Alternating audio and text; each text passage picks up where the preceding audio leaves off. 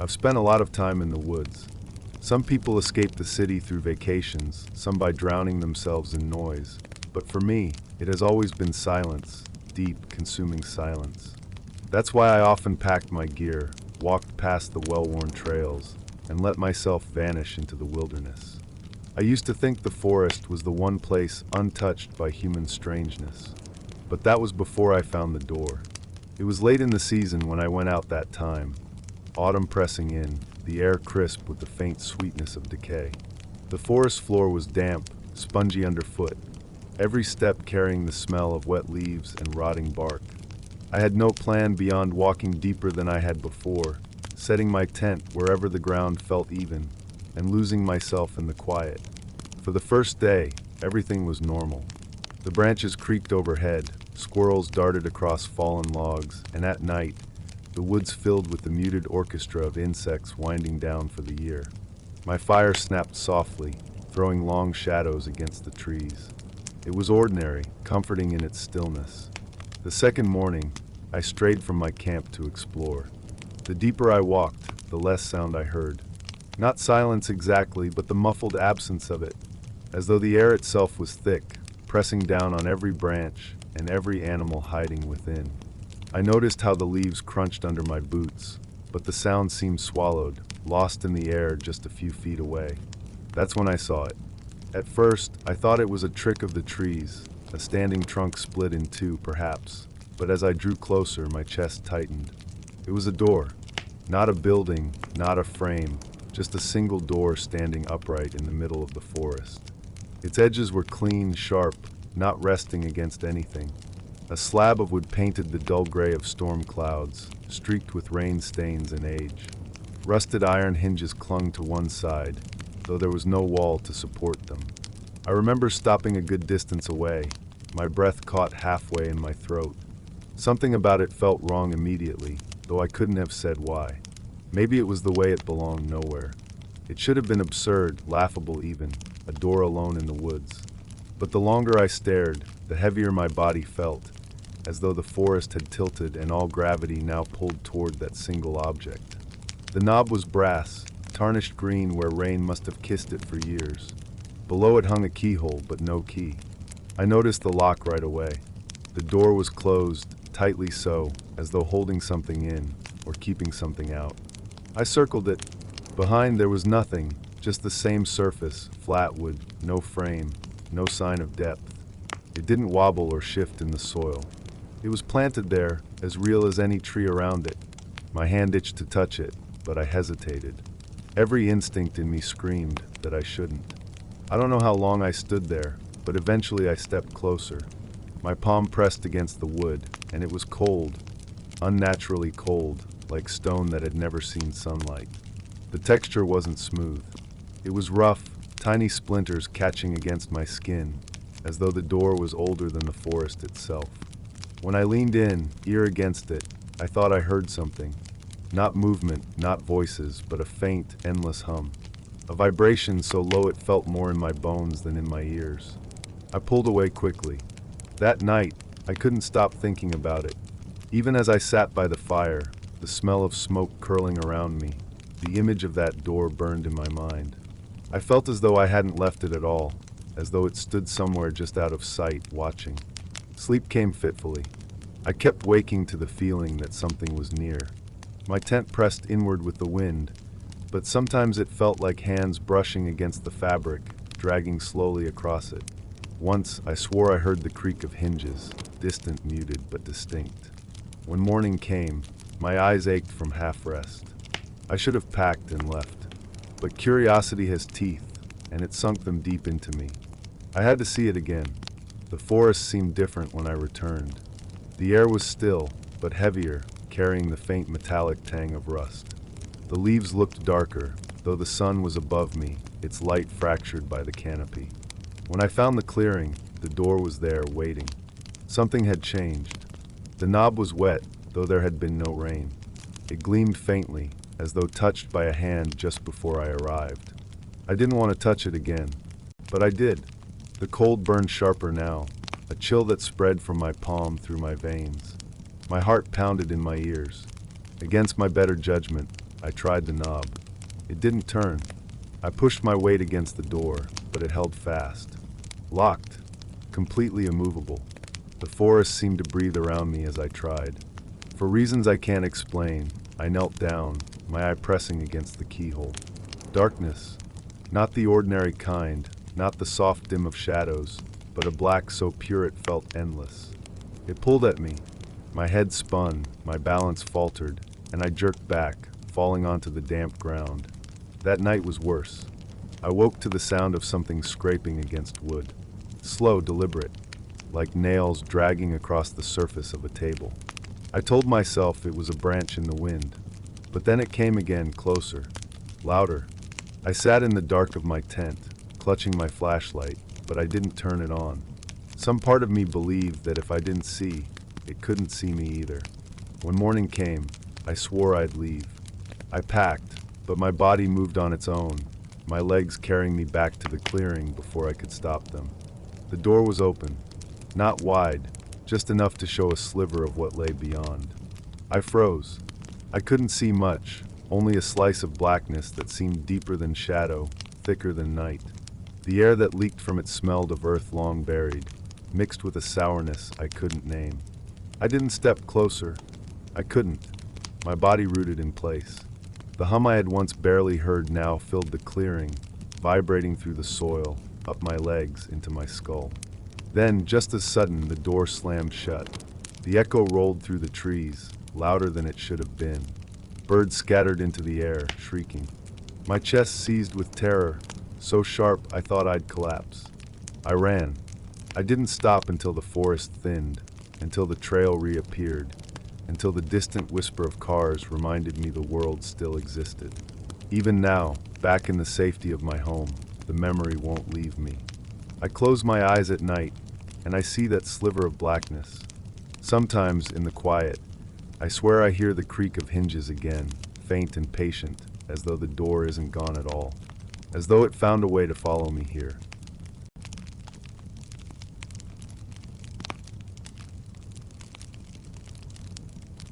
I've spent most of my life in the woods. The forest has always been where I felt most at ease, where the noise of the world quiets down to the crunch of boots on damp soil and the distant caw of a crow echoing above the treeline. Hunting was never about the trophies for me, not really. It was about the stillness, the raw pulse of nature, and that subtle awareness that you're never truly alone when you step beneath the canopy. That day, though, I learned just how true that feeling really was. It was late autumn, the air sharp with the smell of wet bark and dying leaves. The ground was littered with them, damp and heavy, sticking to my boots as I trudged deeper into the valley I had scouted weeks before. The fog was low, clinging to the earth like it didn't want to let go, and every sound carried too far in the chilled air. The forest was quiet in that uneasy way, where every branch creak feels intentional, and every gust of wind feels like it's moving toward you instead of through the trees. I remember the moment my boots sank slightly more than it should have. The soil was uneven, soft in a way that didn't match the rest of the forest floor. I crouched, brushing away a layer of leaves, and my hand hit something hard. The sound it made under my glove wasn't the dull knock of stone or the rough scrape of a root. It was hollow, wooden. I pulled away more leaves, my gloves damp from the dew clinging to them, until I uncovered it completely. A trapdoor. It didn't belong there. It was square, framed in thick timber that had darkened with age, its edges eaten by rot and moisture.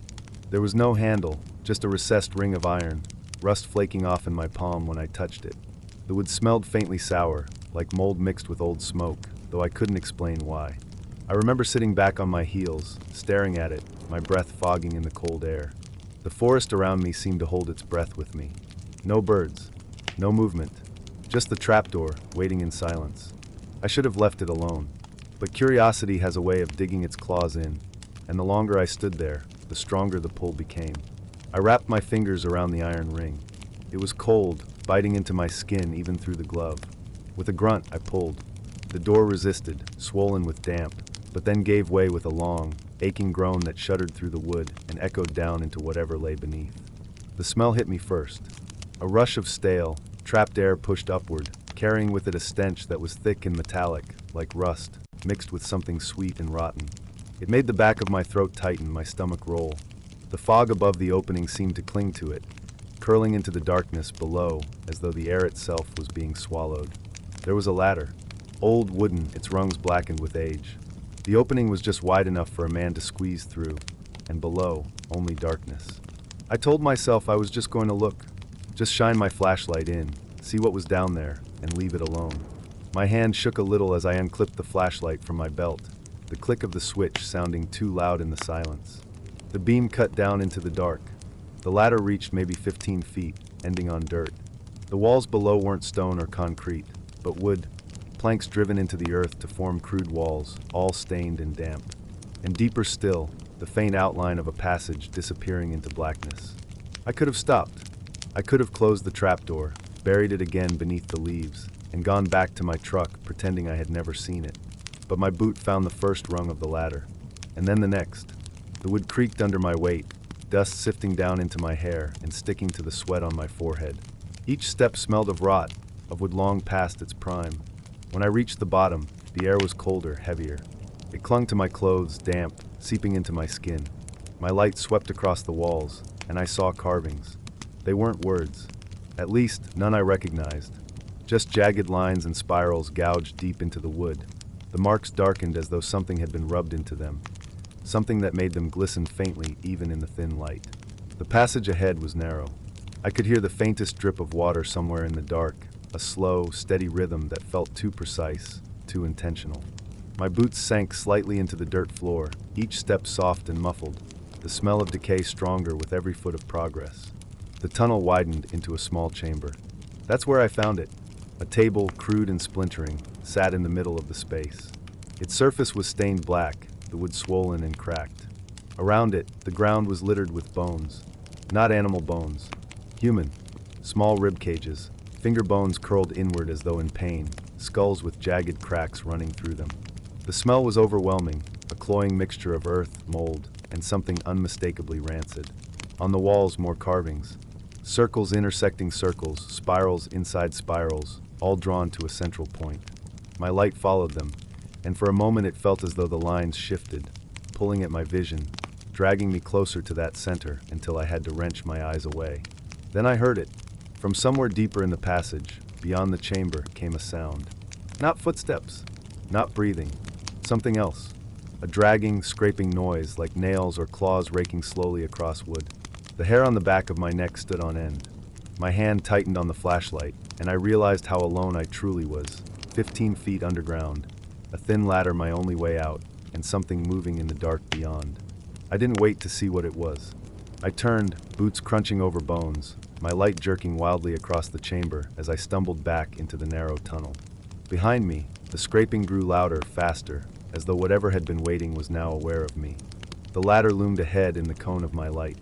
I grabbed the first rung, pulling myself upward, the wood splintering beneath my grip. I didn't look down. I couldn't. The sound was too close now, rising into something sharper, like chittering, like dozens of teeth grinding together just below me. My shoulders hit the lip of the trapdoor. I shoved myself upward, lungs burning, and scrambled onto the forest floor. The fog rushed in like a blessing, cold and clean, compared to the suffocating air below. The scraping stopped. I slammed the trapdoor shut, the wood rattling against its frame, and threw leaves back over it with frantic hands. My chest heaved, every muscle trembling, ears straining for any sound beneath me. But there was nothing, just silence. The forest had gone still again. Too still. I left the valley that day, but I've never returned. Even now, years later, I sometimes smell it. That same sour, metallic stench, drifting up out of nowhere, sharp enough to sting my eyes. And when I close my eyes, I still hear it. That scraping, that endless scraping, waiting for the day someone else pulls open that trapdoor and goes just a little farther than I did.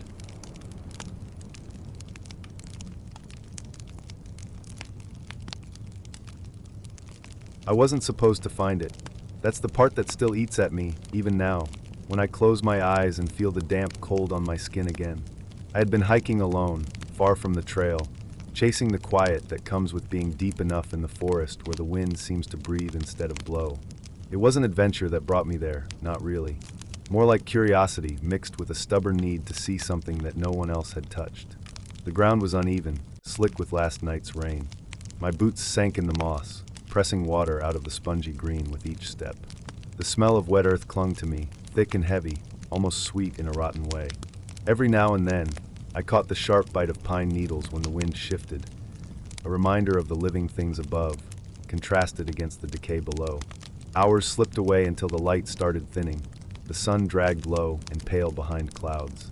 That was when I noticed the corner of something square, peeking through a curtain of tangled vines and roots. It wasn't natural. That much I knew instantly.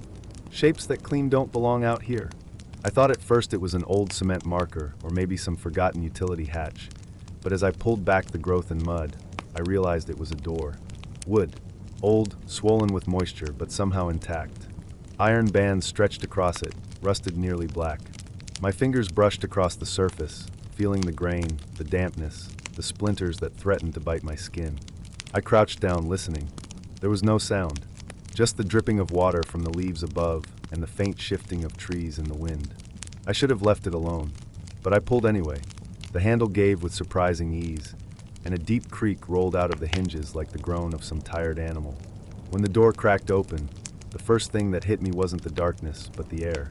It poured out in a wave, cold, damp, stale. The kind of air that hadn't been disturbed for decades.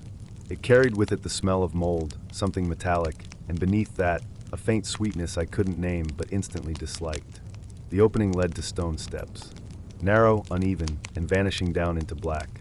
I leaned closer, squinting, but the light above barely reached the first few steps before being swallowed whole. It was like looking into the throat of something enormous, waiting. I don't remember when I decided to go down. Maybe I didn't decide at all. Maybe it was just gravity pulling me 1 foot at a time into that suffocating dark. My boots scraped the stone, the sound loud against the silence. Dust shook loose, peppering my face. Each breath was thicker than the last, clogging my throat with the taste of damp limestone and rust. The deeper I went, the more the air pressed against me. It felt alive, moving in slow currents that brushed my skin as though unseen hands drifted just close enough to touch. I counted the steps at first, telling myself it wasn't far, that I could climb out just as easily. But somewhere after 30 or 40, I lost count. My mind stretched with the descent until the world above felt like a memory, not a place I could return to. At the bottom, the stairwell spilled into a room. The darkness was nearly complete, but I could make out faint lines, faint shapes as my eyes adjusted. My hand skimmed the wall, stone slick and slimy in places, jagged in others. The sound of dripping water echoed in the distance, though I couldn't tell from where. I pulled out my flashlight, the beam cutting a weak cone through the dark. That's when I saw the room for what it was. Not natural, not some cave. It had been built. Carved blocks of stone made up the walls, fitted tight but irregular, like hands had shaped them long ago without concern for perfection. The floor was flat, covered in a film of grime that glistened where the light touched. The beam landed on something in the center. A table, wooden, swollen like the door, dark with age. Around it sat chairs, some upright, others toppled onto their sides. On the table itself were objects I couldn't make sense of at first. Glass jars, their contents clouded, shapes pressed against the glass like something organic had been left to dissolve. Metal tools lay scattered, their edges brown and dull, eaten by time. One chair was pulled back farther than the others, angled as if someone had once stood from it and never returned. My flashlight trembled in my hand. The walls weren't bare. Symbols had been carved deep into the stone, spirals, jagged shapes, markings that didn't look like letters but carried the weight of meaning all the same. Some were gouged so deep that flakes of stone littered the ground beneath them. Others were thin scratches, hurried, frantic. And then came the sound. Not loud, barely more than a whisper of movement, like something dragging faintly across stone. My light darted across the walls, the floor, the table, but nothing moved. My heart hammered in my chest so loud it seemed to echo in the chamber. The air grew colder the longer I stood there. My breath steamed in front of me, curling slow and ghost-like into the beam of light. The smell had changed too, less like damp earth, more like iron, thick and sharp enough to sting the back of my throat. My instincts screamed to leave, but something held me there. Maybe the same force that had pulled me down the stairs in the first place. Maybe the part of me that always wants to see what's hidden, no matter the cost. My light caught another doorway, a smaller arch carved into the far wall, leading into even deeper black. I don't know why I stepped toward it. The passage was tighter than the stairs, the ceiling low enough that I had to stoop. My boots sank into soft mud that squelched with every step. The smell of rot thickened until it clung to me, filled my mouth like I was chewing it. My flashlight beam quivered, weak, as though the darkness here was heavier, more solid. The tunnel ended in another room. Smaller, circular, and there against the wall was the door. But it wasn't like the one above. This one wasn't wood or stone or anything I could name. It was black, glossy, like obsidian, and it seemed to shimmer even without light. My beam slid across its surface as if it refused to be held. No handle, no hinges, just a door-shaped outline waiting. I reached out without thinking.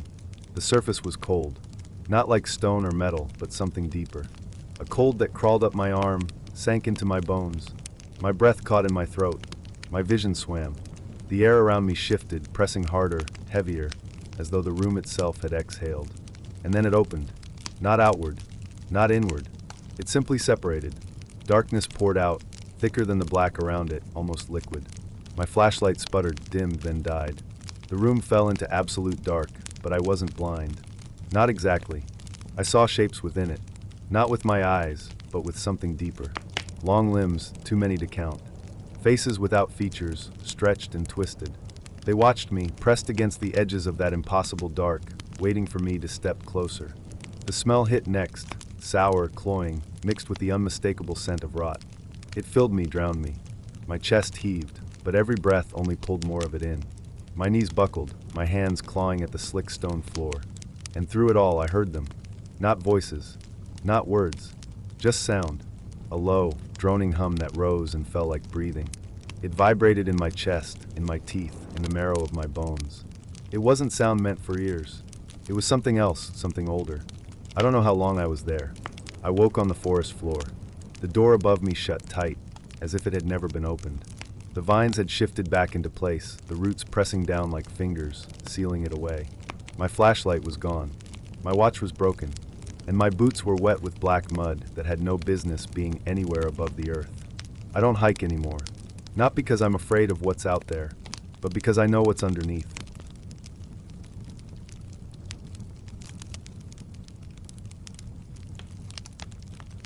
I still remember the way the cliffside smelled that evening.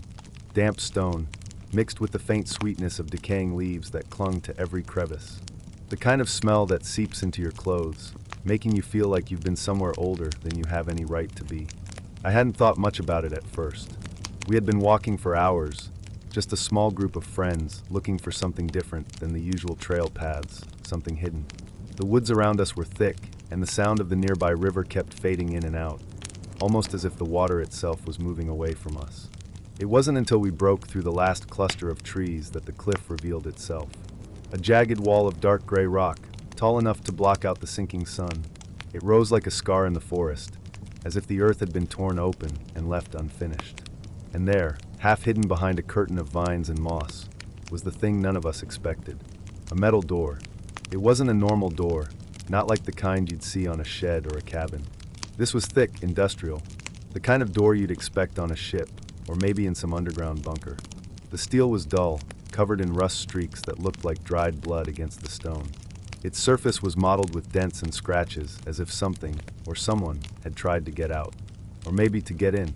The vines had crept across its surface, clinging tightly like veins, but there was no mistaking the cold gleam beneath them. The door didn't belong to the forest, to the cliff, or to the world we knew. It was a wound in the stone, sealed by metal. I approached first. The air grew colder near it, noticeably colder, and the faint scent of iron hung in the air, sharp and metallic, mixing with the dampness of the cliff. I brushed my hand across the surface, expecting it to feel rough from rust, but it was slick, oily, as though something seeped from the cracks around its edges. The others hung back, their footsteps hesitant on the dirt, crunching softly under dead leaves. No one said a word. There was no need. The silence of the forest pressed against us, too heavy to break. Even the wind seemed to stop moving, as if it didn't want to disturb the door. Up close, I noticed there was no handle, just a recessed edge, as though it was meant to be pulled outward, but by what, I couldn't tell. There was a faint groove running around its border, where the stone met the steel. The longer I stared, the more unnatural it seemed.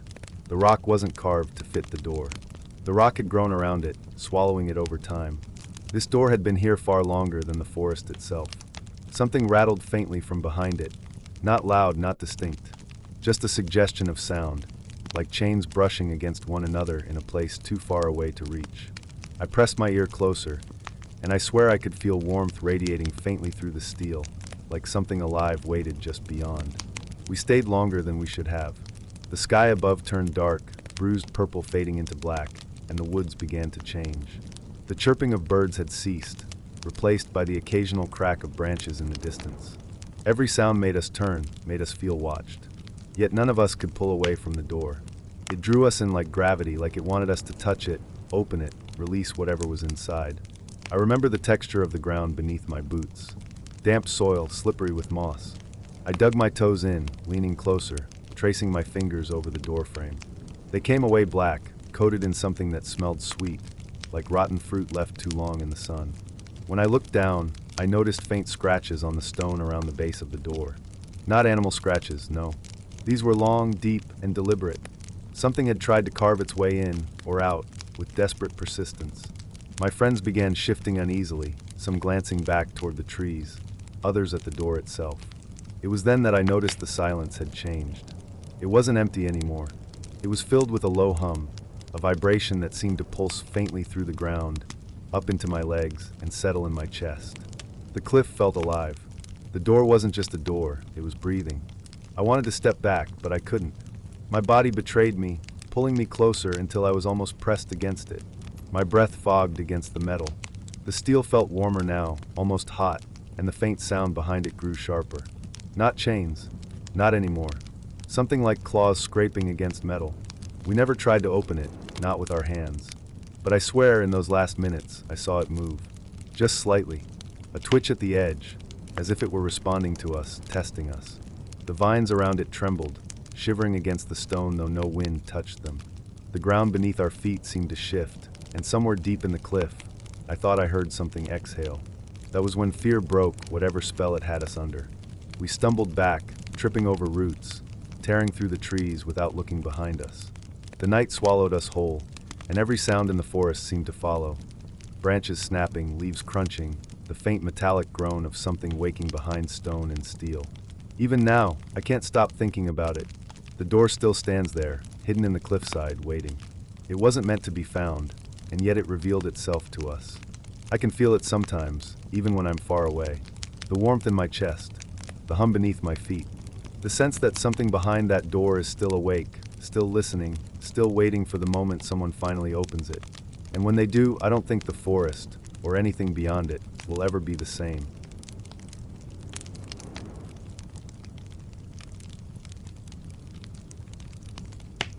I've always believed that the road itself can be stranger than any destination.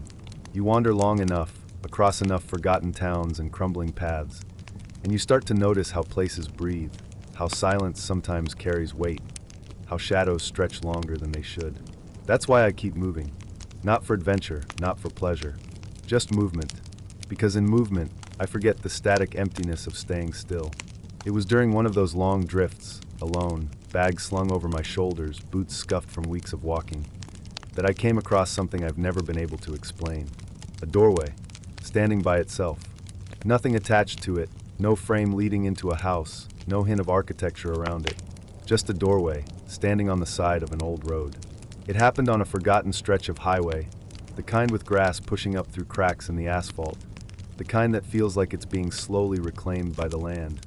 The air was damp, the type of heavy damp that clings to your clothes and makes every breath feel thick. Pines lined the edges of the road, their branches sagging like tired arms, and everything smelled faintly of rot and wet soil. I'd been walking all day without seeing another person, just the occasional rusted sign or abandoned gas station in the distance. That's when I noticed it. At first, I thought it was some kind of old billboard frame, a piece of scrap left behind by workers decades ago. But as I drew closer, the shape became unmistakable. A tall wooden door, weathered and chipped, its surface a faded red that flaked under the touch of time. It stood upright on the roadside dirt, planted like a tree that had grown from nothing. The door had no hinges, no frame, just the slab itself, impossibly standing there. It wasn't leaning. It wasn't supported by wires. It was simply rooted in place. My first instinct was to assume someone had dragged it there as a prank, maybe locals messing with whoever wandered through. But the longer I stared, the less it felt like a joke. The air around it was different. Sound seemed muted near it. The rustle of leaves dulled, the hum of insects quieted. Even the distant caw of a crow broke off the moment I stepped within a few feet. The silence pressed against me, heavy, almost expectant. I reached out to touch it. The wood was colder than I expected, slick with a thin sheen of moisture despite the dry air. My fingertips traced over the deep scratches carved into its surface, marks that looked less like weathering and more like claws had raked against it again and again. Without thinking, I wrapped my hand around the tarnished brass knob. It was too cold, as if it had been sitting in ice. A strange thought slid into my head then, that this door wasn't meant to be touched, that whatever it led to, I wasn't invited. And yet, my hand turned the knob anyway. It opened with a low groan, a sound that seemed to stretch longer than the motion itself. Behind it was no wall, no building, nothing that should have been there. But there was something, a room. It shouldn't have existed. Standing there in the middle of nowhere, opening a freestanding door should have revealed only the trees beyond. But instead, I was looking into a dimly lit room, square and narrow, its walls lined with peeling wallpaper patterned with faded roses. The floor inside was wooden, warped and damp, and it smelled faintly of mold mixed with something metallic, like old blood. The light was weak, as though it came from a single bulb hanging somewhere I couldn't see. It didn't spill outward, didn't illuminate the road around me. It only existed inside that room, as though the world beyond the door was separate from the night air I was breathing. I leaned in. The air that drifted out was wrong. Stale, thick, and suffocating, carrying a bitter tang that clung to the back of my throat. It smelled like something long dead. My stomach knotted. Still, I stepped closer. The wood beneath my boots creaked as if it were acknowledging me, though I hadn't stepped fully inside. The room was silent, perfectly still. But I swear I felt movement. Not the kind you see, but the kind you sense.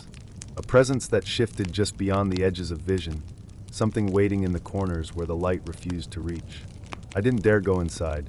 My hand trembled against the knob, but I closed the door instead of entering. The sound it made when it latched shut wasn't normal. It was heavy, final, like stone grinding against stone. The silence around me deepened.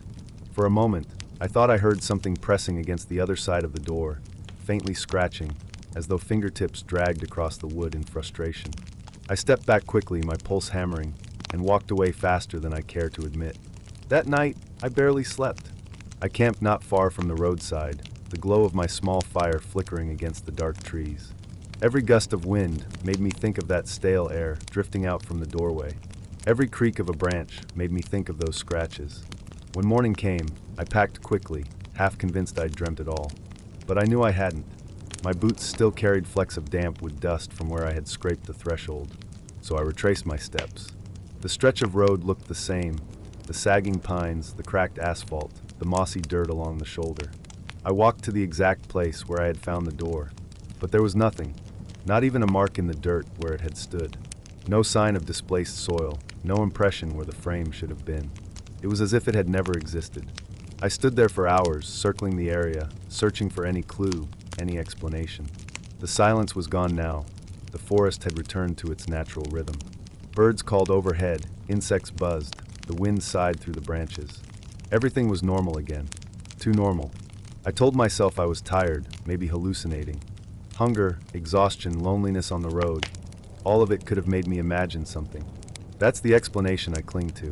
And yet, I can't forget the weight of that knob in my hand, the cold that seeped into my bones, the smell that turned my stomach. I can't forget the feeling that something had been on the other side of that door, listening, waiting, perhaps hoping I'd step inside. I've kept moving since then, down other roads, through other towns. But I can't shake the thought that the door is still out there, waiting for me to cross its path again. And I wonder, if I do find it once more, will I be able to stop myself from opening it a second time?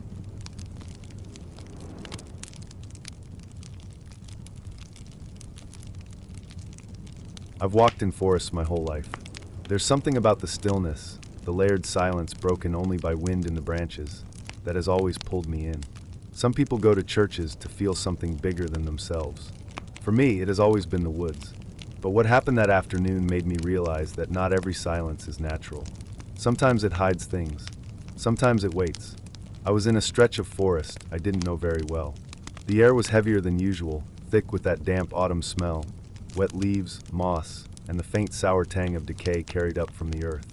The canopy above was patchy, so shafts of light pierced down like broken spears, scattering across the ground where ferns fought through the leaf litter. I remember my boots crunching, the sound sharper than it should have been, as if every step was too loud for a place that didn't want to be disturbed. That's when I saw it. At first I thought it was just a boulder, half swallowed by the ground. Moss clung to its surface, streaked with orange and brown. But as I moved closer, I noticed straight lines, unnatural ones. Edges that didn't belong in a forest. My fingers brushed away a curtain of ivy, and I froze. Underneath was metal, pitted, scarred, the greenish hue of iron left too long to the weather. It was a door, a rusted door set into the side of a mound that looked like a collapsed hill. Hinges so corroded they looked welded shut. A handle warped by years of neglect. It was wrong, so wrong to see something like that out there, where no roads led and no buildings should have ever stood. The shape of it pressed against the earth around it like a scar that never healed. I should have left. That thought passed through my mind immediately, but curiosity has a way of dulling good instincts. I found myself tracing the jagged surface, flakes of rust snapping away under my fingertips. It left a reddish powder smeared across my skin like dried blood. I leaned closer, pressing my ear against the cold surface. Silence, but then faint. So faint at first I thought it was nothing, but my own pulse ringing in my skull. A sound from behind it. A knock. Not loud. Not frantic. Slow. Deliberate. 3 taps. A pause. Then again. It rattled through the metal in a way that vibrated against my bones.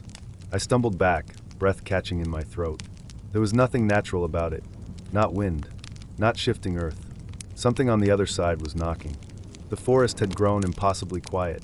I looked around and realized even the birds had stopped calling. Not a single branch moved. It felt as though the world was holding its breath. I don't know why I stayed.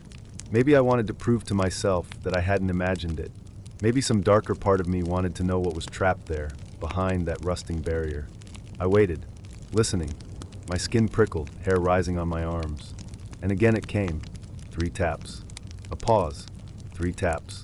It was rhythmic, steady, not the desperate pounding of someone trying to escape. More like a signal, a message. The air around me felt denser, colder, as though the door itself exhaled something stale. I could smell it now, faintly seeping out from cracks along the edges. An odor like old iron, mold, and something sweet that didn't belong. Something that reminded me of rot left too long in a sealed place. I crouched, running my hand along the frame, half expecting to find some hidden mechanism. The soil gave way under my touch, damp and black. Worms wriggled free, disturbed, and slipped back into the dark. My heart was hammering, but I couldn't leave. Not yet. I pressed my ear again against the surface. It was colder now, shockingly so, as though whatever lay behind the door bled its chill into the world. And this time I didn't just hear knocking. I heard something else. A scrape, like nails dragging slowly across metal. Long, patient, unhurried. The sound curved upward, followed by a dull thud against the inside. Something was there. Something that knew I was listening. The forest around me seemed to lean closer, the branches arching overhead like ribs closing in around a cage. My mouth was dry, the taste of rust still lingering on my tongue. I couldn't stop imagining what it looked like behind that door. Was it a room? A tunnel? Was it empty except for that sound? Or was it full, crowded with things that shouldn't be moving in the dark? The knocking began again, faster this time. Not urgent, but insistent. Each one echoing so deep inside the metal that it seemed to reverberate in my chest cavity. My hand moved toward the handle. Not because I wanted to open it, God, no, but because it felt like something wanted me to. Like gravity pulling me closer. The corroded grip flaked under my touch, cutting tiny grooves into my palm. I felt a sting of pain and pulled back, but even as I did, the knocking stopped. Silence returned, vast and suffocating. I stood there for what felt like forever, staring at the door, waiting. Then faint, so faint I thought I was imagining it, something tapped from deep within the earth. Not against the door this time. Beneath it, like knuckles drumming along unseen tunnels under my feet. The soil shifted slightly, just enough that I felt it through my boots. The vibration crawled up my legs like static. That was enough. Instinct finally overpowered curiosity. I turned, forcing myself to walk away. My steps were uneven, almost clumsy, because every nerve screamed that something was watching my back. I could feel it, the weight of unseen eyes pressing between my shoulder blades. The forest no longer looked like the same place I'd entered. Shadows pooled differently, darker, heavier. And then behind me, 3 sharp knocks, louder this time, echoing through the trees as if the forest itself carried the sound. I didn't look back. I couldn't. I walked faster, my breathing ragged, my body trembling in a way I couldn't control. Every step away felt like moving through water, dragging, sluggish. The sound followed once more. 3 knocks. Closer. I broke into a run. Branches whipped my face, leaves crackled underfoot. I didn't care where I went, only that it was away from that thing. My lungs burned, but I didn't stop until the woods began to thin, until the light of the evening sky spilled over me.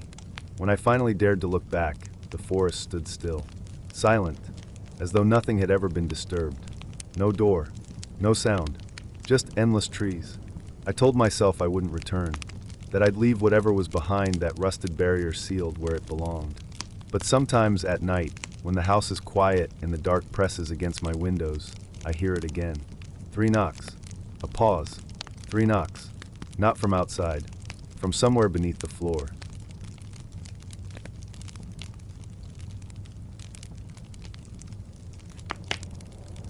I never thought I'd be the kind of person to tell a story like this, and yet it lingers in my mind, as if it happened yesterday.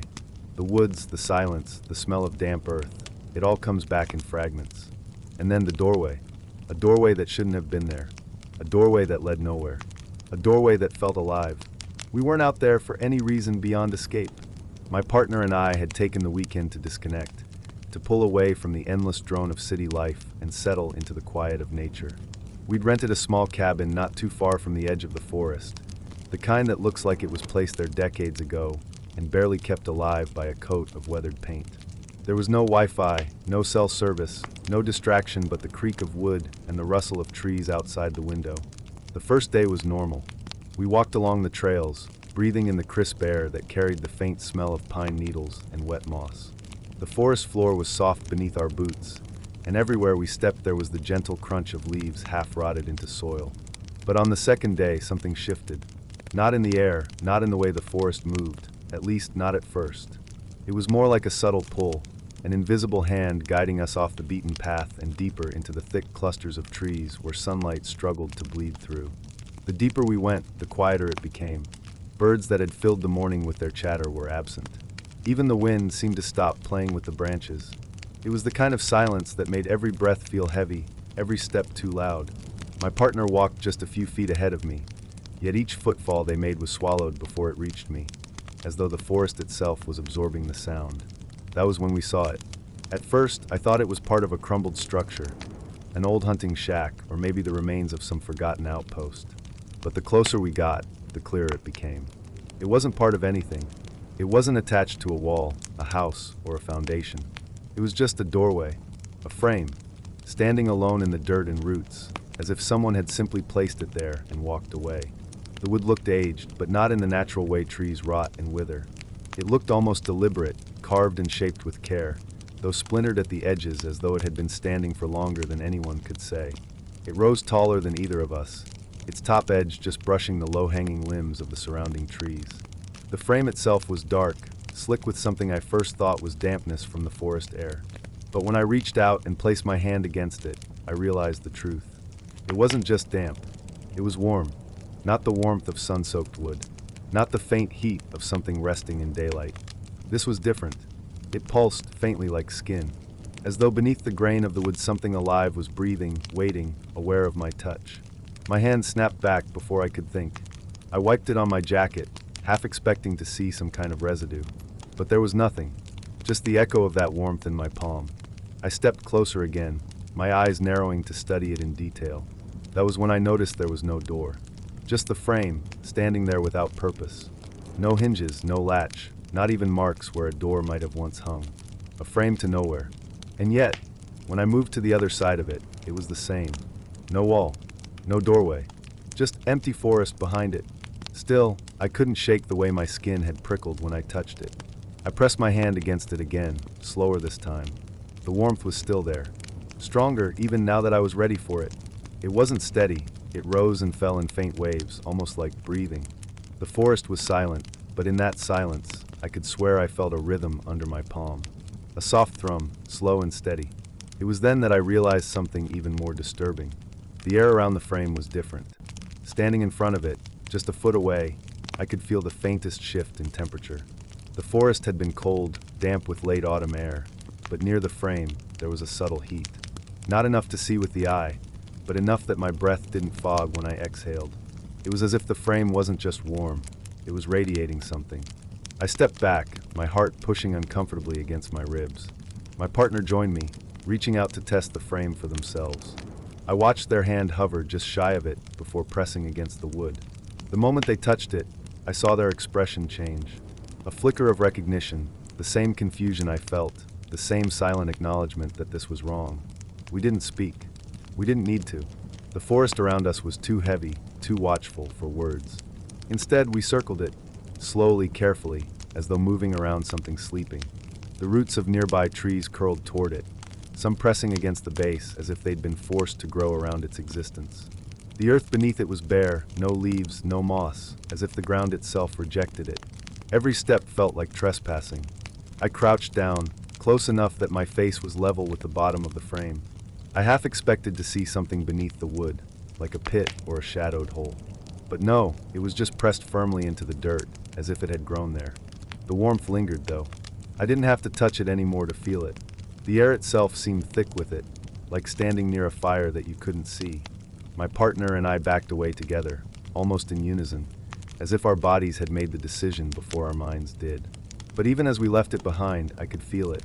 That warmth, that pulse, that strange wrongness pressing into my skin like the memory of a dream I couldn't wake from. The rest of the walk back was a blur. The forest seemed darker, more tangled, as if leading us in circles. But eventually we found the trail again, and the cabin beyond. That night, neither of us spoke about it. We sat in silence by the dim glow of a lantern, the walls of the cabin creaking with the night air. But every so often, I caught myself looking at the palm of my hand, remembering the feel of that wood beneath my skin, remembering how alive it had felt. I didn't sleep well. I kept thinking I heard something outside. Not footsteps, not the rustle of branches, just faint, rhythmic sounds, almost too soft to notice, like the slow, steady rhythm of breath pressing against the window glass. And when I woke in the morning, my hand was still warm.